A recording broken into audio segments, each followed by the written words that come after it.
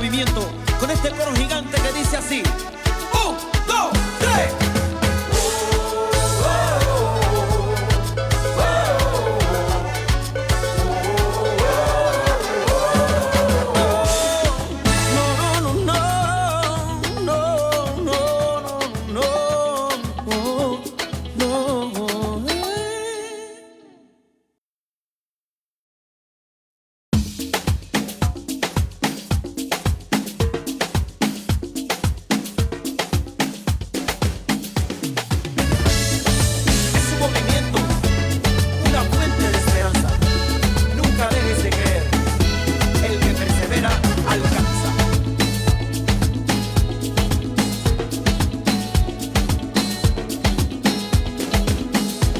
Llegado el momento, es el tiempo perfecto para juntos fomentar el buen vivir.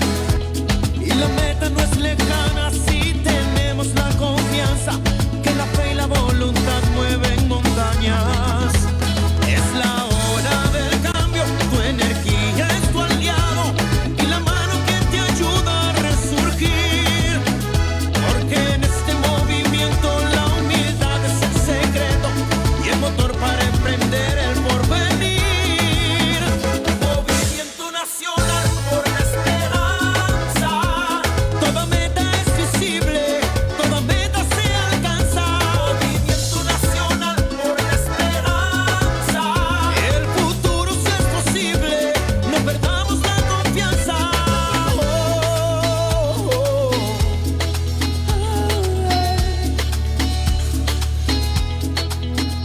Porque en este movimiento la humildad es el secreto y el motor para emprender el porvenir. Movimiento nacional por la esperanza. Toda meta es visible, todo se alcanza. Movimiento nacional por la esperanza. El futuro si es posible, no pierdas la confianza. Oye, es el movimiento nacional por la esperanza, donde todo se hace posible, donde todo se alcanza. Sembrando el futuro, haremos historia y a paso seguro, veremos la gloria. Sembrando el futuro, haremos historia. Llegó ese momento, llegó la hora, poquito a poquito todo mejora. Sembrando el futuro, haremos historia. Que la confianza de saber que con fe y esperanza va a suceder. Sembrando el futuro. Y ahora quiero que todo el mundo se sume a este movimiento con este coro gigante que dice así: 1, 2, 3.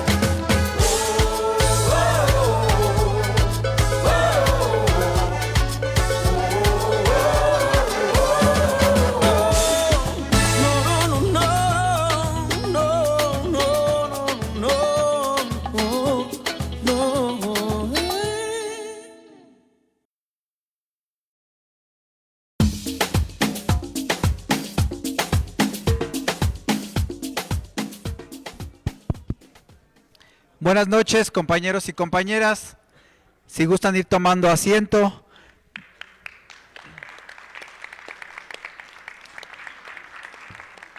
Vamos a dar inicio a nuestra asamblea semanal del Movimiento Nacional por la Esperanza.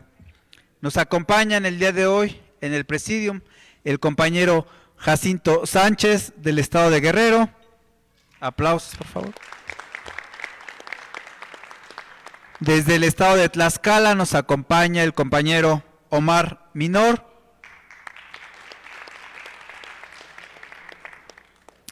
Desde el estado de Hidalgo nos acompaña el compañero Fernando Sánchez.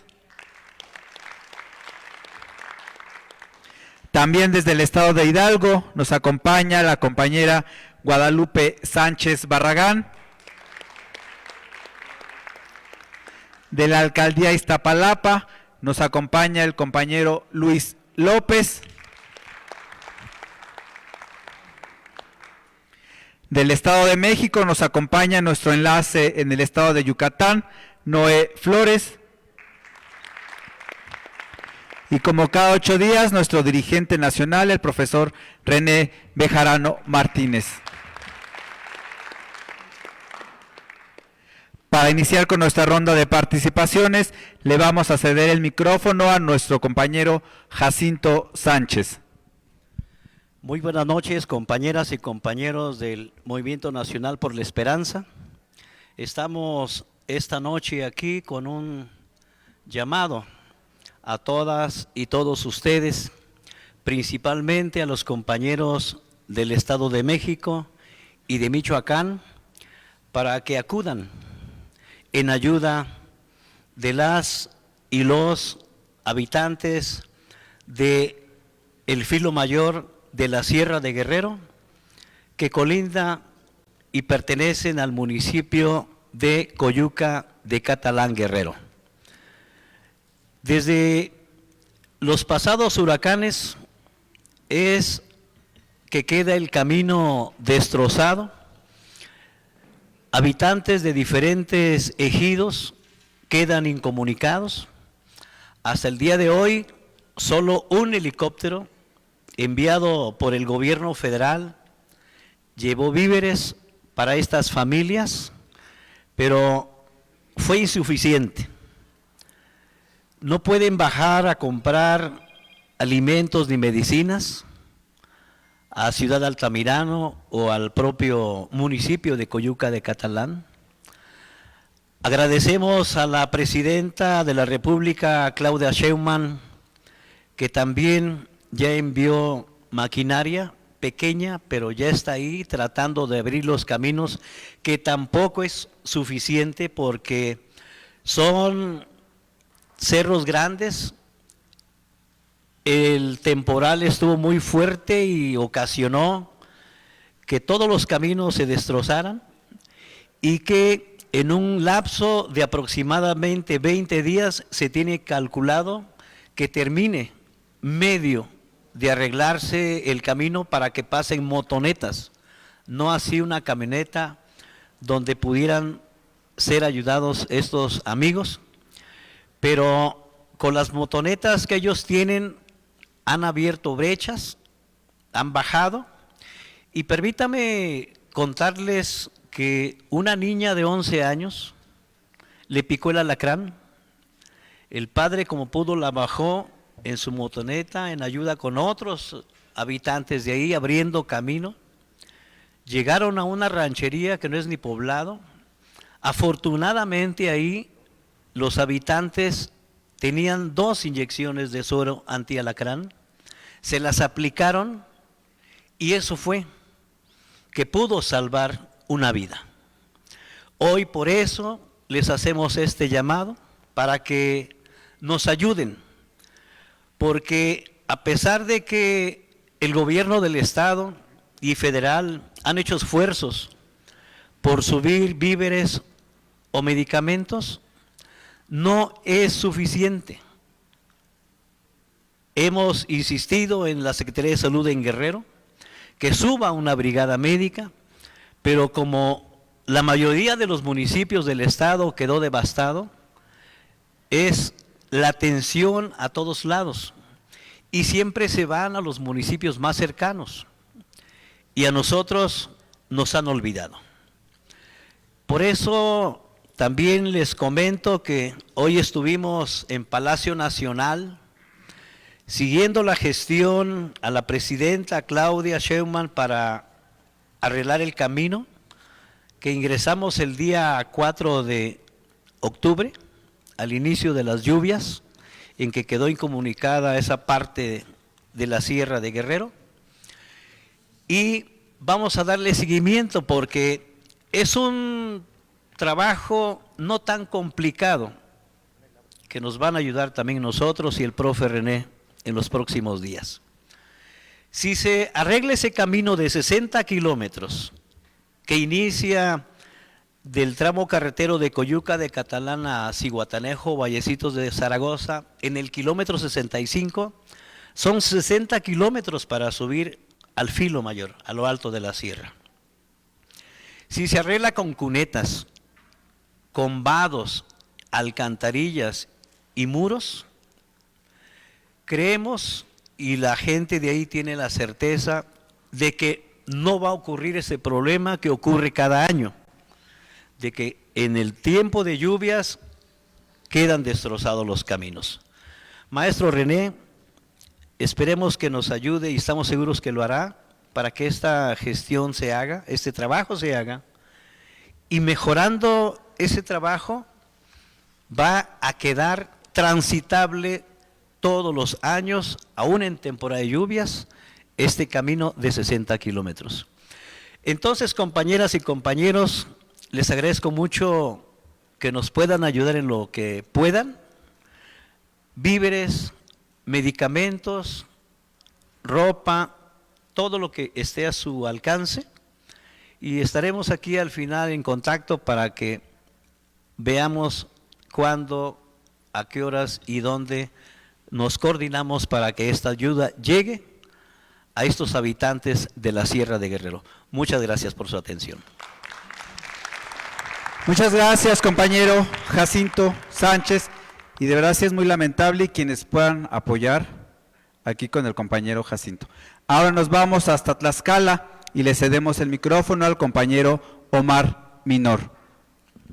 Muy buenas noches, compañeras, compañeros, que nos agrupamos en este gran movimiento que es Nacional por la Esperanza. Saludándoles desde el estado de Tlaxcala, un estado por demás aguerrido y, dicho sea de paso, solidario. Que no dude, compañero, que nos estaremos organizando allá con los colectivos, especialmente con los compañeros agrupados en este movimiento, allá en Tlaxcala, para solidarizarnos con nuestros hermanos de Guerrero.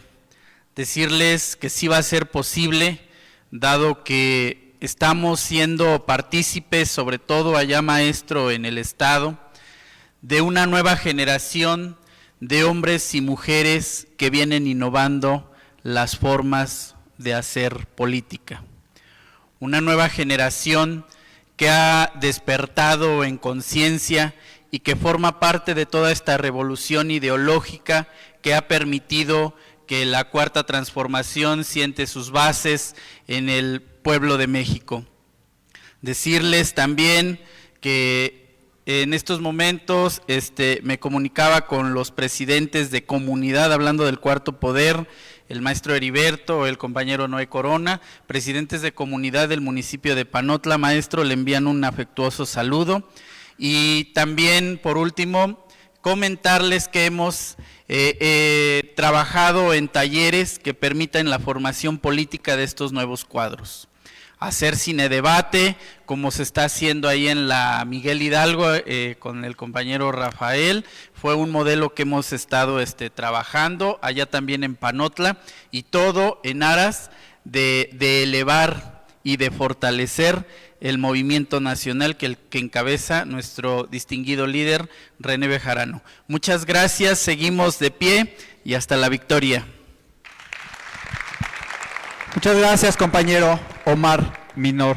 Ahora nos vamos hasta Hidalgo y le cedemos el micrófono al compañero Fernando Sánchez Reina. Buenas noches, compañeros. Reciban un saludo afectuoso desde el municipio de Francisco y Madero, en el estado de Hidalgo. Les quiero nada más informar sobre la situación de la visita que tuvimos este sábado de parte de la compañera presidenta del Comité Ejecutivo Nacional, Luisa María Alcalde, en el estado, en donde pues prácticamente los recorridos que está haciendo por el país o está llevando en el país, es con el mensaje de buscar la forma de reorganizar el partido y regresar a sus orígenes desde la forma de elegir a los representantes o los candidatos a representantes populares. Hubo una pues alegría el escuchar cómo es que ella dice que nuevamente regresaremos a la selección de candidatos a través de la tómbola. Y sí se van a llevar encuestas, pero solamente con los compañeros para lo que va a ser la representación de candidaturas de mayoría. Sin embargo, se manifestó un fenómeno que ojalá y no se repita en todo el país, ¿verdad? En donde pues hubo un abucheo generalizado hacia el presidente del Comité Ejecutivo Estatal de Morena, hacia el senador Cuauhtémoc Ochoa y hacia el mismo gobernador y a cada uno de los representantes populares que nos representan en el estado de Hidalgo, tanto en diputaciones federales como diputaciones locales. Esto pues trajo consigo a que ella manifestara un discurso en donde se pida la unidad y la cohesión de todos los compañeros militantes y simpatizantes de Morena, y que no se note una fractura que pues a la única que le perjudicaría sería al gobierno de la doctora Claudia Sheinbaum. Es por eso que pues los compañeros que llegaron pues organizados, porque llegaron todo el estado, pues mostraron cordura, y al finalizar pues hubo una entrevista de manera personal con lo que fue la presidenta y el secretario de organización, y al parecer las cosas se van a acelerar para que haya un relevo en cuanto a la dirigencia estatal. El mismo presidente del Comité Ejecutivo Estatal mencionó hoy en conferencia de prensa que pues ciego y sordo estaría aquel que no se daría cuenta de ese repudio que se le manifestó el día sábado. Por lo tanto, él mismo dice, buscaremos que se dé este relevo para que el movimiento siga fortalecido aquí en el estado de Hidalgo.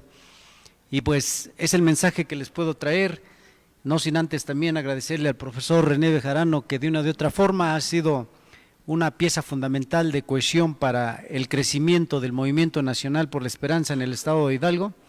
Afortunadamente tenemos presencia y estructura en los 84 municipios del estado, y asimismo pues apoyamos y fortalecemos con esas mismas estructuras a los compañeros de nuestros estados vecinos, como es el caso del Estado de México.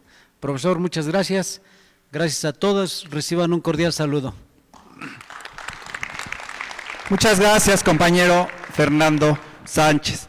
Ahora le cedemos el micrófono a nuestro compañero Luis López. Hola, hola, buenas noches a todos. Profesor, muchas gracias por el espacio. El día de hoy les vengo a platicar de algo que ha estado ocurriendo en materia energética en el país y en el estado de Tabasco y el sureste sobre todo.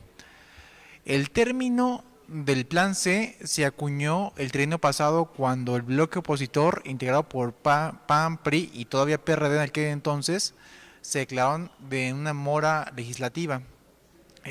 Desobedeciendo su encargo, decidieron que no iban a aprobar nada que mandara el presidente ni Morena.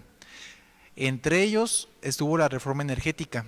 En aquel entonces lograron frenarla, pero afortunadamente hace poco se logró aprobar en la Cámara de Diputados esta reforma. ¿Cuál es la importancia de esta reforma? Garantizar la soberanía energética en todo el país, tanto energía eléctrica, combustibles. Esto lo menciono porque en el estado de Tabasco se han mencionado muchos proyectos que van a beneficiar al sureste. Plantas recicladoras que generan energía, inversión para renovar el sistema eléctrico en Tabasco, el cual, para quien tenga conocimiento, es un tema bastante complejo, ya que a raíz de una protesta social en los 90s, en Tabasco se dejó de pagar luz en muchos sectores, cuando se hizo un fraude electoral del entonces candidato López Obrador. Le fue robada la gubernatura por Roberto Madrazo. Entonces, a raíz de esto, la luz ha sido muy complejo. Muchos municipios, el estado mismo, tiene adeudo con CFE. El gobernador Javier May consiguió que a partir de ese sexenio se haga una actualización de borrón y cuenta nueva, que se regularice el pago y que se renueve todo el sistema que es obsoleto. Los habitantes de Tabasco durante todos los años sufren apagones de luz eléctrica.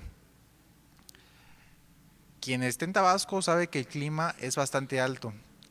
Es demasiado el requerimiento de energía eléctrica para refrigeradores, ya no digamos áreas de acondicionados o climas como ya les llaman, sino lo básico, refrigeradores, que la comida esté en buen estado. Si se va la luz, pues mucha gente sufre por esto. Afortunadamente hay un nuevo plan para revertir esta situación. De la misma manera se han hecho varios comunicados donde se ve que va a haber una buena comunicación entre el poder federal y el estatal. Hay nuevos proyectos en tema de ganadería, atención al tema hídrico, el cual también es muy importante porque en Tabasco es el estado con más agua del país, pero a la vez en todo el estado escasea el agua potable. El sistema de drenaje es obsoleto. Va a haber apoyo para renovar estos sistemas en todo el estado, y lo cual es muy bueno. En un último comunicado, queda pendiente la visita a Tabasco que se tuvo que cancelar por fuerza mayor este fin de semana. Ya les comunicaremos cuándo será la próxima visita. Muchas gracias y buenas noches. Muchas gracias, compañero Luis López. Ahora nos regresamos a Hidalgo y le cedemos el micrófono a nuestra compañera Guadalupe Sánchez Barragán. Hola, ¿qué tal? Buenas noches, compañeros. Bueno, pues se les invita a todos los compañeros del movimiento para que sigamos trabajando con unidad y podamos consolidar todas las cuestiones que tenemos pendientes. Trabajemos y podamos lograr el segundo piso de la cuarta transformación. Esto. Muy bien, Lupita. Muchas gracias, compañera Guadalupe Sánchez. Ahora le cedemos el micrófono a nuestro compañero Noé Flores. ¿Qué tal, compañeros, compañeras? Muy buenas noches, profesor, presidio. Pues saludando aquí a todos los compañeros a lo largo del país del MNE que están coordinando, que están avanzando, siguen organizando, pero muy en especial le mando un cordial saludo al estado de Quintana Roo, a nuestro líder de pueblos indígenas mayas, a Armando Pot, que el día de ayer, el día lunes pasado tomaron protesta con su primera oficina de colectivo maya. Un cordial saludo para todos los pueblos indígenas mayas y pueblos indígenas de todo el país. Sigan avanzando, estamos con ustedes, MNE siempre seguirá de la mano con cada uno de ustedes, cuenten con nosotros. Muy buenas noches a todos, compañeros y compañeras. Muchas gracias, compañero Noé Flores. Se integra con nosotros el compañero Adán Sánchez, y al cual le cedemos el micrófono.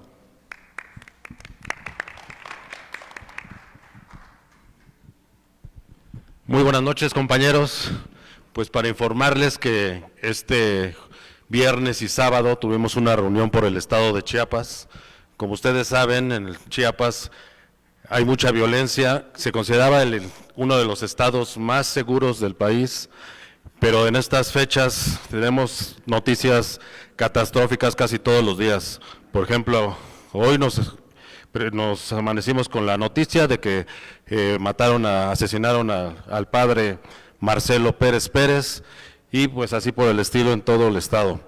Tuvimos una reunión con el gobernador del estado, el doctor Rutilio Escandón, donde pudimos conversar ahí algunos temas que aquejan los compañeros, y pues nuestra agenda siguió por la tarde, donde se acercaron más de 40 compañeros de diferentes municipios. El día sábado tuvimos una asamblea donde tuvimos 80 integrantes, todos de 24 municipios, y de los que nos mencionan que por lo menos en 40 municipios del estado hay violencia, hay conflicto de intereses, hay conflicto de las tierras, de los 122 municipios que integran el estado. Tuvimos ahí dentro de nuestra asamblea la organización, vamos a hacer mesas de trabajo. A los compañeros de Chiapas les decimos que no los vamos a abandonar. Como ustedes saben mucho, se trabaja ya con las organizaciones sociales, la economía está parada, no hay turismo, y todo se debe precisamente pues por estos problemas que se están dando de seguridad. Entonces, compañeros, pues quedamos de regresar el 9 de noviembre a ver algunos temas, darle seguimiento a lo que ya se mencionó con el profesor, y pues nuevamente decirle a todos que nuestros compañeros de Chiapas requieren nuestro apoyo y que el Movimiento Nacional por la Esperanza siempre los va a acompañar, al igual que en toda la República como lo hemos estado haciendo. Muchas gracias. Muchas gracias, compañero Adán Sánchez. Y antes de ceder el micrófono, quiero informarles que entre las actividades que le corresponden a la profesora este fin de semana, nos va a acompañar el sábado 26 de octubre de este año a las 11 de la mañana en La Paz, Baja California Sur, en donde tendremos nuestra asamblea informativa. Nos corresponde ahora ir allá a Baja California Sur y esperamos contar con la presencia de los 5 municipios. El estado es pequeño, pero los municipios son muy, son de distancias largas, entonces por eso digo que esperamos que estén presentes los 5 municipios. Es este sábado 26 de octubre a las 11 de la mañana en La Paz, Baja California Sur. Ahora sí, sin más, le cedemos el micrófono a nuestro dirigente nacional, al profesor René Bejarano Martínez. Buenas noches, compañeras, compañeros. Me da mucho gusto estar aquí en la asamblea semanal de la Nueva Esperanza por el Buen Vivir. Le agradezco a todas las compañeras y compañeros de diversos puntos de la República que están presentes en esta reunión. Menciono particularmente a nuestros enlaces en Chiapas, en Guerrero, en Tlaxcala, en Hidalgo, en Tabasco, en Yucatán, en Quintana Roo, así como algunos otros liderazgos presentes aquí de la Ciudad de México, del Estado de México y de otras entidades. Es importante en la coyuntura actual, a poco menos de un mes de la toma del poder por parte de nuestra presidenta Claudia Sheinbaum, hacer una reflexión a propósito del compañero Adán Sánchez sucedido en Chiapas, pero no privativo de aquella entidad, y que está relacionado con el tema de la violencia política o la violencia por razones políticas o vinculada a razones políticas, entreverada con otros temas. Este tipo de violencia tiene alto impacto por los personajes que se ven involucrados en ella, y debemos evitar ver o entender o percibir como algo normal que suceda, que nos enteramos de un crimen de este tipo y le damos la vuelta a la página como si nada hubiera pasado. Es importante reflexionar. Claro está que todos los asesinatos, las desapariciones forzadas, los atentados son importantes. Todos los homicidios contra hombres o los feminicidios son relevantes, pero como dice una vieja canción, hay muertos que hacen mucho ruido, y esto pues afecta mediáticamente porque la percepción de la ciudadanía, aunque se avance en la solución de los problemas de inseguridad, pues genera un ambiente de incertidumbre, de vulnerabilidad y peor aún, se genera un ambiente de impunidad o de falta de claridad en lo que se refiere a la acción del gobierno. En estos días, pues son muchos casos, me recupero solo algunos, que han tenido que ver con este tema. El gobierno de Andrés Manuel heredó el caso del secuestro de el Mayo Zambada y su entrega posterior, producto de una traición a las autoridades de Estados Unidos. Pero en ese mismo hecho se conoció el asesinato y la desaparición de sus escoltas, del ex rector y diputado por el PRI, Héctor Melesio Cuen. La Fiscalía del Estado dio a conocer un video en donde supuestamente este personaje había sido ultimado en un intento de asalto en una gasolinería. Sin embargo, cuando la Fiscalía General de la República atrajo el caso, pues se descubrieron inconsistencias en la versión de la Fiscalía, lo cual ocasionó la dimisión de la entonces fiscal, y ahora el fin de semana se dio a conocer que Melesio Cuen fue asesinado en el mismo lugar en el que secuestraron al Mayo Zambada, que diversas autoridades de la Fiscalía de Sinaloa, del Ministerio Público, del Servicio Forense, etcétera, habían llevado a cabo un montaje para simular un asesinato en otro lugar, pero que se habían descubierto huellas hemáticas, o sea, de sangre, en el lugar del secuestro del Mayo, y que en la batea de la camioneta en donde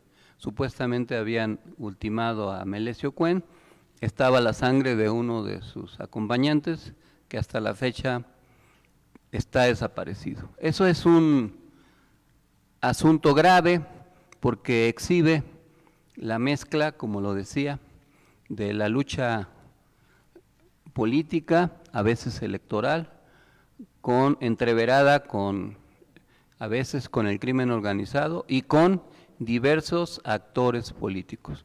Desafortunadamente, en estos días de poco tiempo del gobierno de Claudia Sheinbaum, se han presentado otros casos que también son lamentables, como fue el asesinato y la decapitación del alcalde que apenas había tomado posesión, Alejandro Arcos, de Chilpancingo, en Guerrero, y que también pues fue un asunto indignante que alcanzó pues aspectos de carácter internacional.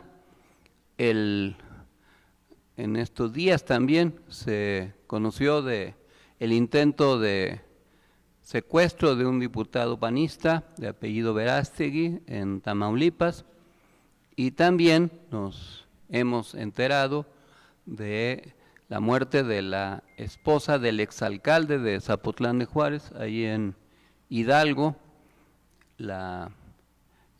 en un intento de asesinato del exalcalde, que se suma a otro hecho de violencia en donde el alcalde anterior también había sido de ese mismo municipio ultimado por sicarios. Aquí en la Ciudad de México, en un día aciago, se asesinó a una abogada penalista que circulaba por el viaducto Miguel Alemán, y luego en el centro histórico de la Ciudad de México se asesinó a una persona, se hirió gravemente a otra y se atentó contra la vida de una diputada suplente que había sido electa por el PRI. Y pues ahora menciona el compañero Adán el lamentable asesinato del sacerdote Mariano Pérez en San Cristóbal de las Casas. No son los únicos casos, podríamos hacer una larga lista de mayor o menor impacto, pero esto es en menos de un mes que se ha presentado, y claro que genera una percepción y obliga a llevar a cabo un análisis de las causas de este fenómeno de la violencia política, que surge por una confluencia de diversos factores estructurales, históricos y coyunturales que crean un entorno propicio para la confrontación armada o el uso de la fuerza con fines políticos. Entre las principales causas que la generan, no se puede dejar de obviar, existe la desigualdad social y económica.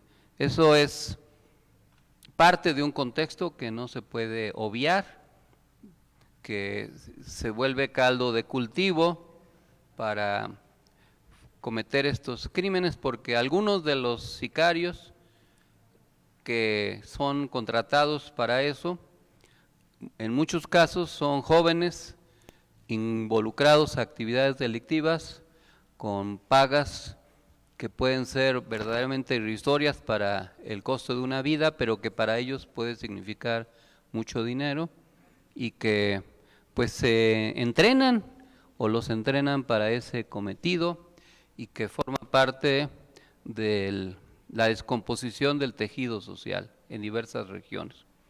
En segundo lugar, en donde a veces se presenta eso, es porque existe debilidad institucional, es decir, las estructuras de poder público de diversos niveles no tienen la fortaleza para imponer el Estado de Derecho, o en algunos casos están coludidos, comprados, atemorizados, inhibidos por grupos de poder fáctico de diverso tipo, entre otros de grupos delincuenciales. No solo en algunas coyunturas la violencia política se da entre mafias sindicales, o entre grupos de poder corporativo, o entre asociaciones de comerciantes en vía pública, etcétera.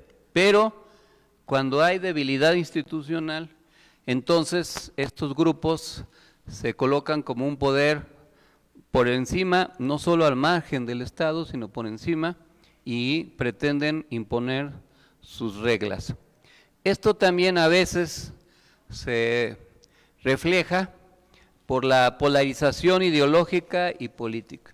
Cuando en un ambiente determinado, como en Chiapas, se va dando un proceso de polarización entre grupos o actores políticos, por ejemplo, el caso del sacerdote asesinado, pues hablaba de una polarización de un grupo con otro, entreverado con intereses de diverso tipo, y al final eso genera también este tipo de posibilidades. No son raras las ocasiones en que estos asuntos también devienen de una actitud estatal represiva. En algunos casos, recuérdese en Chiapas, por ejemplo, la masacre de Acteal, o en Guerrero, la de Aguas Blancas o la del Charco, etcétera, en donde la violencia política se deriva de una actitud autoritaria, despótica, criminal de los poderes estatales. Y esto pues también tiene su repercusión. Además, hay en el trasfondo de esta violencia la disputa por el poder de diversos signos: poder territorial, poder sectorial, poder político establecido.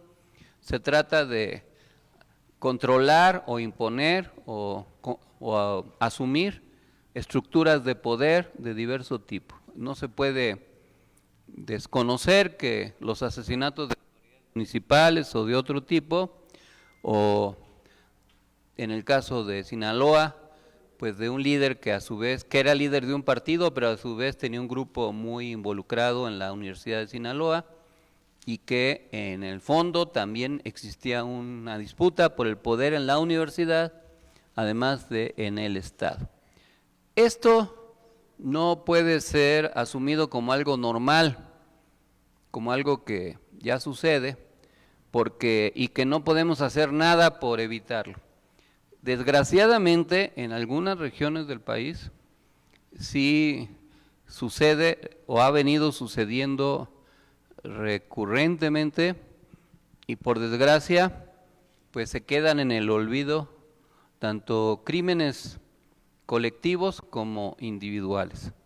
Podría yo mencionar varias entidades de la República donde eso ha pasado: Tamaulipas, Sinaloa, Morelos, Michoacán, Oaxaca, Chiapas, Veracruz, etcétera. Pero puedo recordar Guerrero como una de las entidades donde hace décadas se viene actuando así. Podríamos enlistar a las víctimas, muchas de ellas conocidas, amigos, compañeros o compañeras de nosotros, y que pues sucumbieron ante la inercia, a veces incontrolable, de esa violencia política en su entidad.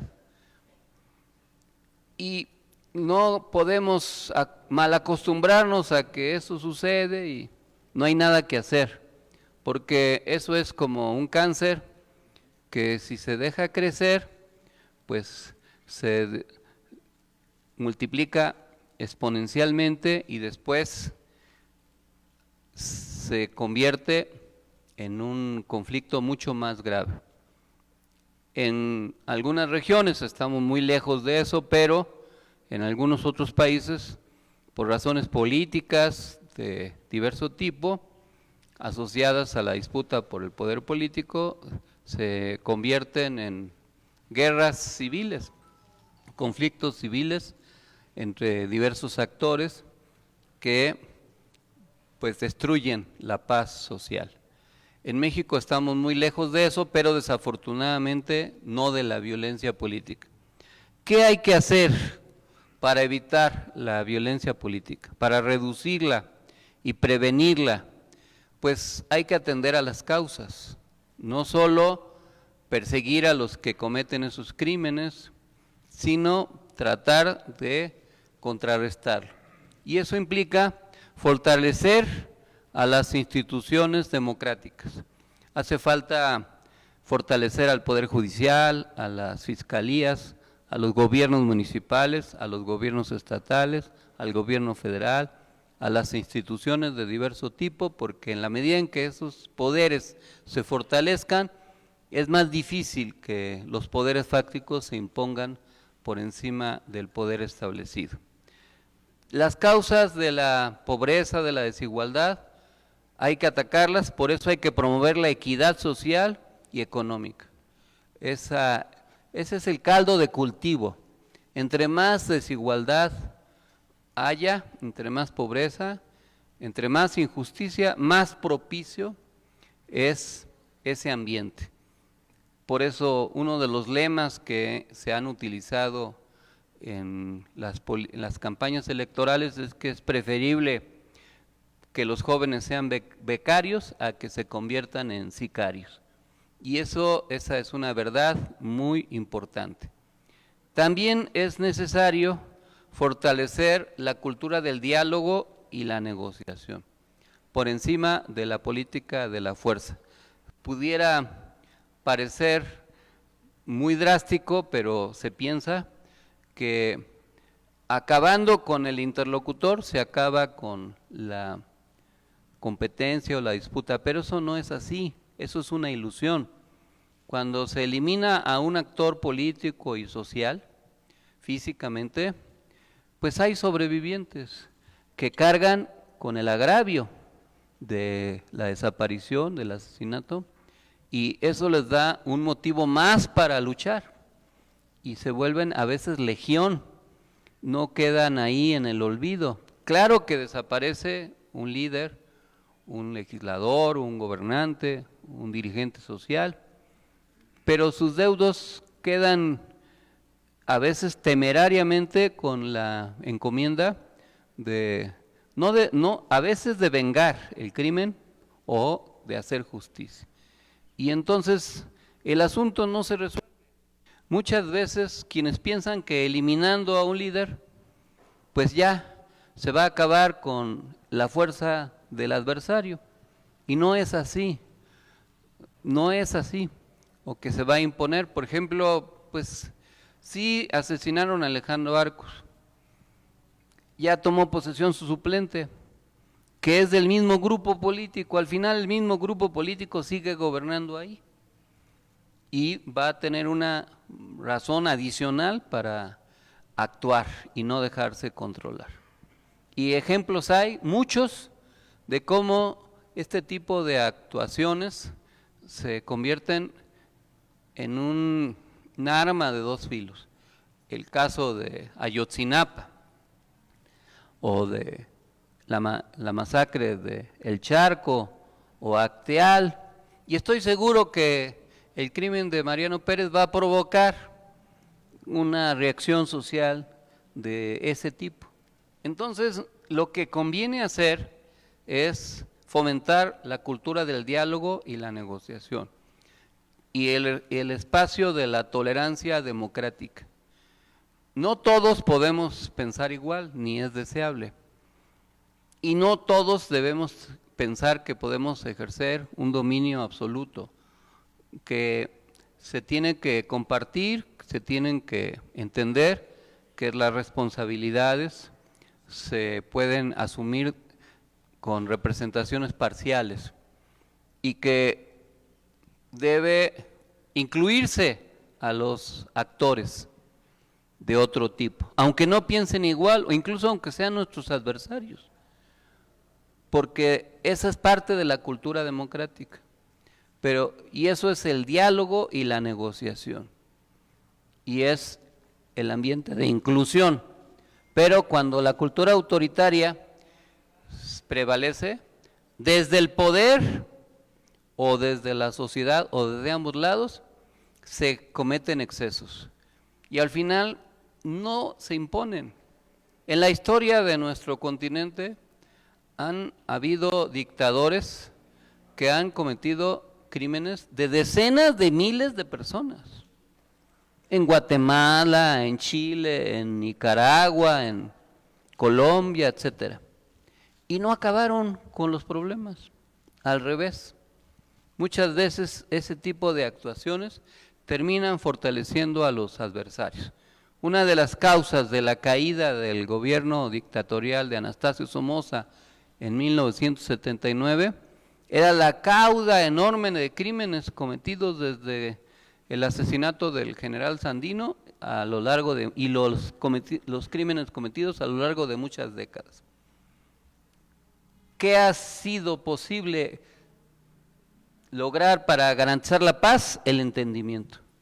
Como en Colombia, no sin dificultades, pero para lograr la paz se tuvo que negociar.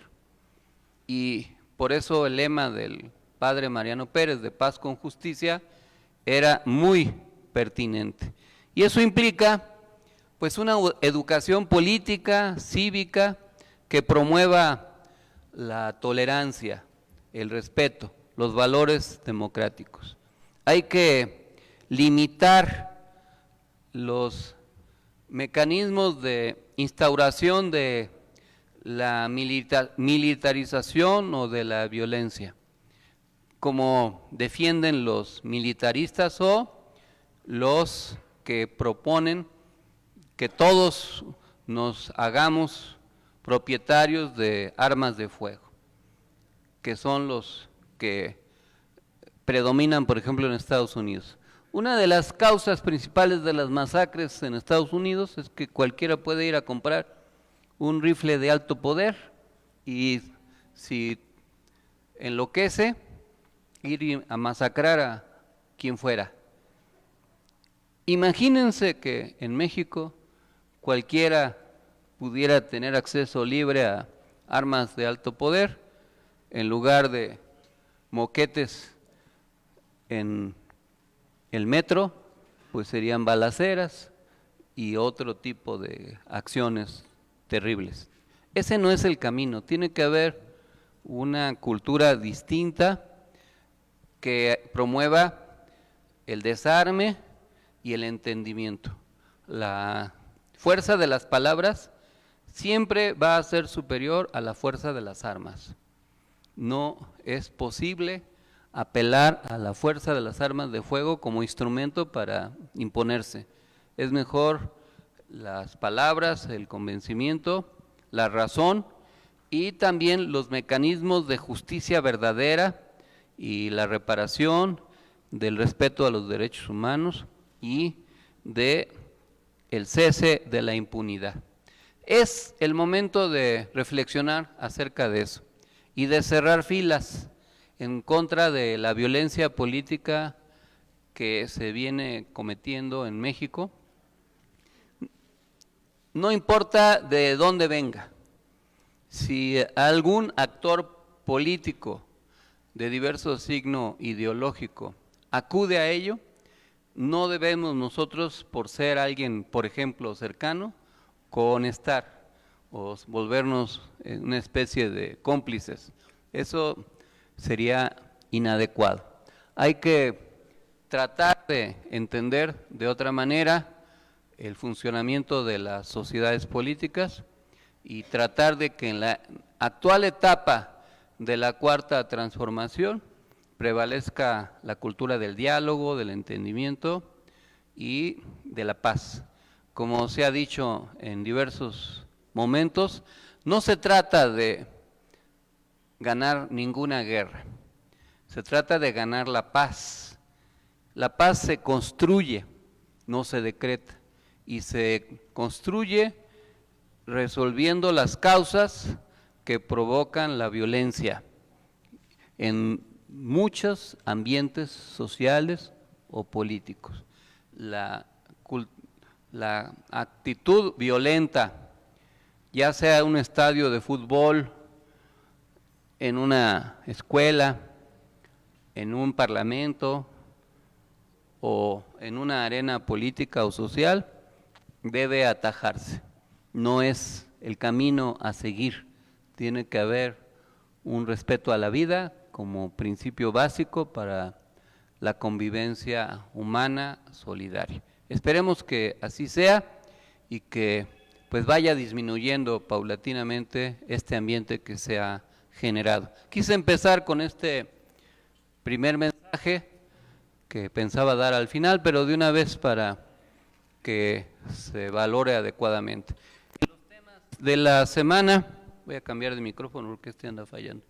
En los temas de la semana que es necesario comentar, nuestra presidenta, Claudia Sheinbaum, afirmó que la transparencia en el gobierno no terminará con la posible desaparición del INAI. Ese es un tema que se avecina en el debate legislativo.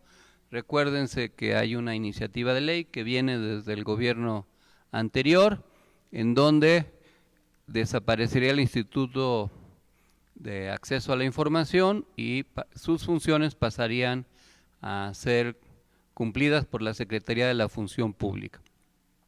La presidenta señaló que el que esto suceda no quiere decir que va a desaparecer la transparencia y el derecho a la información.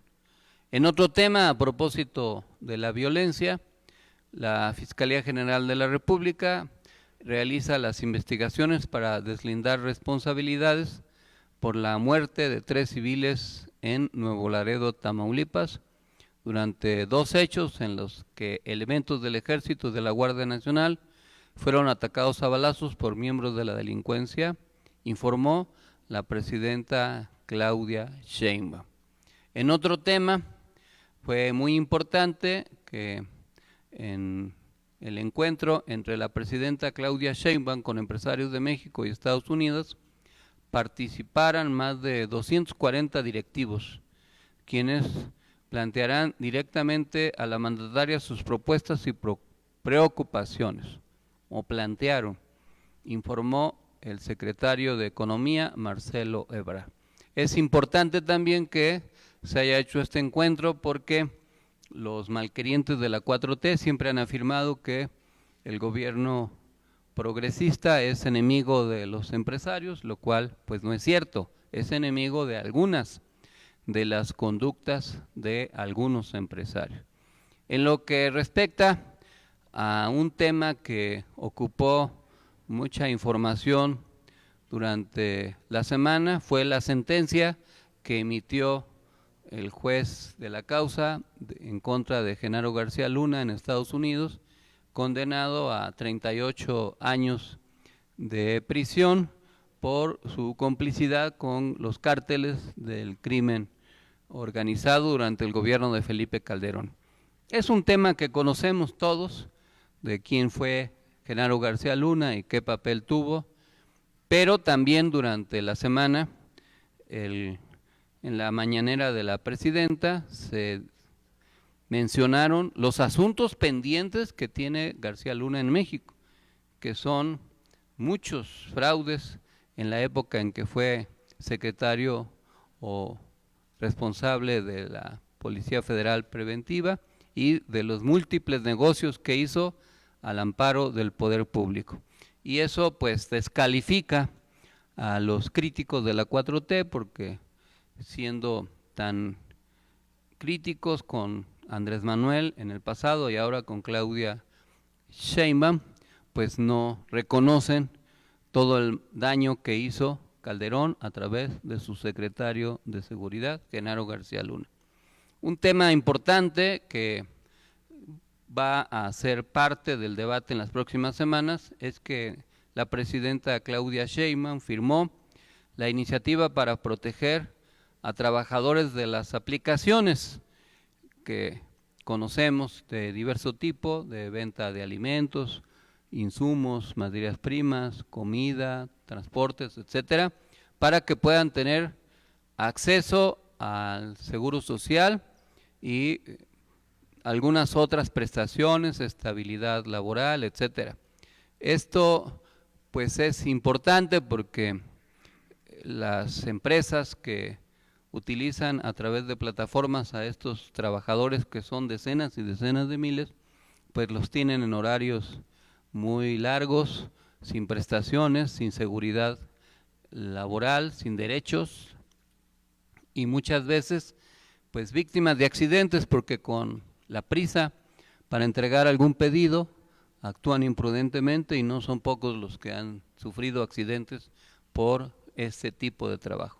Ojalá y las empresas que contratan a este tipo de trabajadores entiendan la importancia que tiene de dotarles de derechos y seguridad y cubrirlos y protegerlos adecuadamente.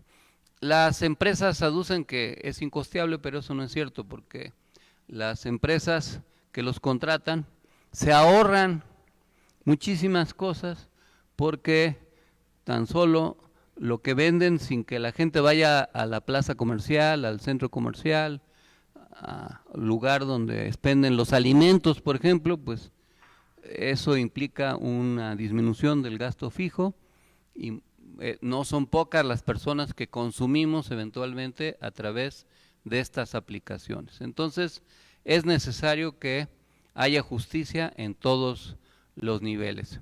En un tema que sigue en el debate político, la presidenta llamó al INE a seguir con el proceso para la elección de los jueces, toda vez que siguen las resoluciones de algunos jueces y otros personajes del Poder Judicial, emitiendo fallos absurdos, ilegales, para pretender detener el proceso que debe continuar adecuadamente. En lo que se refiere al desenvolvimiento del gobierno de Claudia Sheinbaum, Raquel Buenrostro, titular de la renovada Secretaría Anticorrupción y de Buen Gobierno, en la que se transformará la Secretaría de la Función Pública, presentó los pilares de la dependencia para cumplir con la función de prevenir la corrupción y dio a conocer las metas para los primeros 100 días de gobierno. Esto también es una muy buena noticia, como el que se hayan otorgado 2.2 millones de créditos por parte del Infonavit, y esto en el marco de el nuevo proyecto de viviendas que ya mencionamos la semana pasada, que pretende construir 1 millón de viviendas de interés social a lo largo y ancho del país. En otro capítulo de la violencia política, la presidenta condenó el ataque al periódico El Debate, como ya hemos señalado, y también la presidenta mencionó que no acatará la orden absurda de un juez para que se retire la publicación del decreto del Poder Judicial del Diario Oficial de la Federación, lo cual pues es notoriamente frívolo e improcedente. Ya llegará el tiempo de la evaluación, pero ya se ha dado a conocer que el paro en el Poder Judicial llevó a la cancelación de 12.448 audiencias del 20 de agosto al 30 de septiembre de este año, La funcionaria Rosa Isela Rodríguez, secretaria de Gobernación, destacó que aunque los trabajadores están en paro, siguen cobrando sus sueldos completos y dijo que entre otras irregularidades, en 31 audiencias celebradas, en 16 casos, no se emitieron las órdenes de aprehensión correspondientes, pero sí se han emitido resoluciones para liberar delincuentes. Este daño que se está cometiendo en contra de la sociedad forma parte de una resistencia de los poderes del antiguo régimen que se niegan a que haya el avance democrático en el Poder Judicial. Es una batalla política que se tiene que dar y esperemos que se pueda ganar. El gobierno de Claudia Sheinbaum no ha detenido sus políticas y se informó en la semana que ya se tiene el registro de casi 705,000 mujeres que aspiran a la pensión de 60 a 64 años, con lo que se tiene un avance del 65% de la meta en 2 semanas que inició el proceso para estar en la base de datos de beneficiarias, informó la secretaria del Bienestar, Ariadna Montiel, quien previó que terminen mucho antes de los 2 meses que se establecieron para el registro. En tanto, sobre el programa de salud casa por casa, la funcionaria detalló que van 502,939 adultos mayores censados y 65,957 tienen alguna discapacidad. Agregó que han realizado 568,896 visitas con 18,851 servidores de la nación. Como ya informó nuestro compañero Adán Sánchez, enlace del MNE en Chiapas, este fin de semana pudimos hacer una reunión que se organizó rápidamente porque como se empalmaron actividades de Morena en Tabasco, ya no se pudo hacer el evento en Tabasco y nos fuimos a Chiapas, pero pudimos hacer una asamblea muy importante. Platicamos con el gobernador saliente, Rutilio Escandón, acerca de su próxima entrega del poder. Nos reunimos con líderes históricos y nuevos del MNE en Chiapas y quedamos de darle continuidad a las tareas políticas y organizativas. Fue una visita muy satisfactoria. Tenemos un calendario de reuniones pendientes. El próximo viernes, el sábado 26, nos toca hacer una asamblea en La Paz, Baja California Sur, con el MNE de aquella entidad. Luego viene la semana de Días de Muertos, que no son propicias para las actividades políticas. Posterior a esa fecha, estaremos el 9 de noviembre allá en Guadalajara, Jalisco, en una asamblea estatal del MNE en aquella entidad. Los días 15 y 16 estamos afinando una visita a Hidalgo. Probablemente visitemos 3 regiones, la de Jiquilpan, la de Pachuca y la de Tulancingo. Ya estaremos afinando los detalles. Después, el 23, estaremos en Morelia, Michoacán, principalmente. Ya les había dicho la semana pasada de la necesidad de que actualicemos nuestro registro de enlaces del MNE en toda la República, que pudieran mandarme sus propuestas con el nombre del líder, su número de teléfono y el lugar donde va a ser enlace. Puede ser enlace en una colonia, en un barrio, en un pueblo, en una unidad habitacional, en una alcaldía, en un municipio, en varios municipios, en una entidad o en varias entidades. Depende del alcance de liderazgo que se tenga. Lo importante es tener la mayor cantidad de enlaces en todo el país. Hoy platicaba con Eduardo Calderón de la hermana República de Iztapalapa para ajustar nuestras tareas allá en esa región y así podemos hacerlo en toda la República.